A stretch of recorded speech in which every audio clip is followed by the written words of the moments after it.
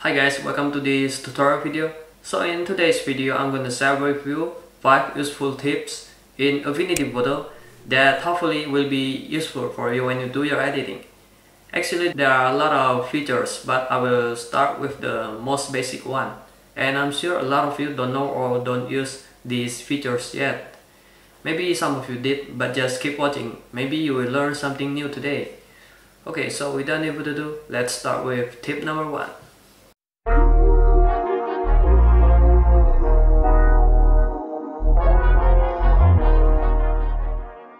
So, Affinity Photo has a dark user interface by default, but you can change it from dark to light by going to Edit, Preferences, User Interface, and change this UI style to light, and it will automatically change to light user interface.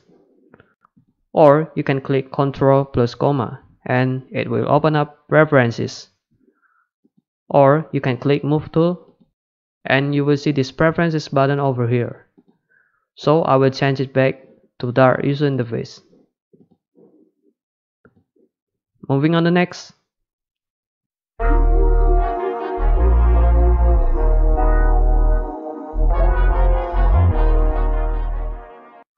So you can customize the layout in Affinity Photo to however you want it to be. Just go to View and here you can customize the Studio panel, Toolbar and Tools. Let's say that you want to add this character to the Studio panel. Just click to add and click again to remove. And you can also drag it to here or here. Okay, and if you want to reset everything back to default, just click this Reset Studio. The same with Customize Toolbar. Just click and put it on the blank space to add and drag it out to remove.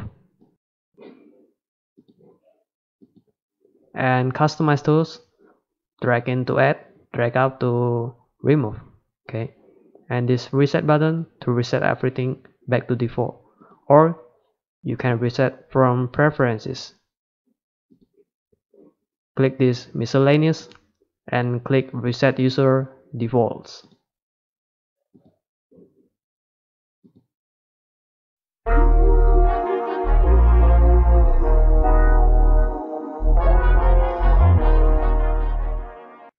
So you can find a photo in Affinity Photo.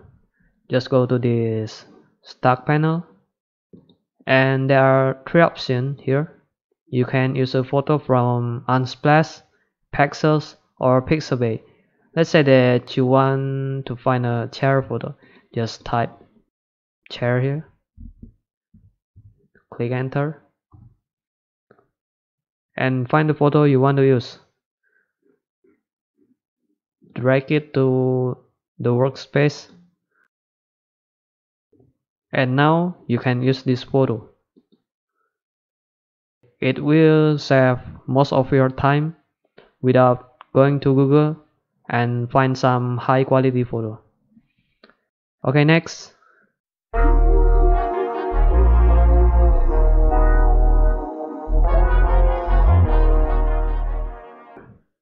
How to make this background transparent. As you can see here, there's no background layer, so you cannot delete it and make it transparent.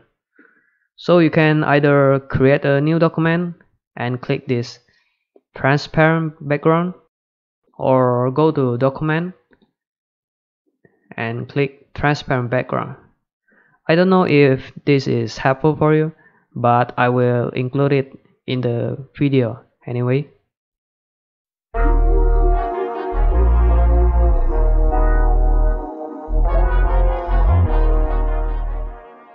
So when you want to crop your photo, you will see this overlay on the context toolbar, and we have these various overlays to help you get a better photo composition. So we have this third grid, golden spiral and diagonals.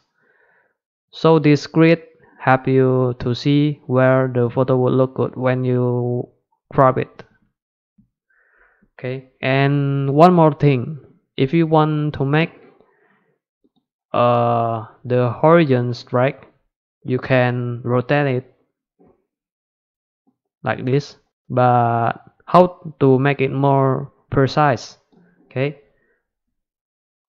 so you can go to crop and click this straighten button. Just click and drag it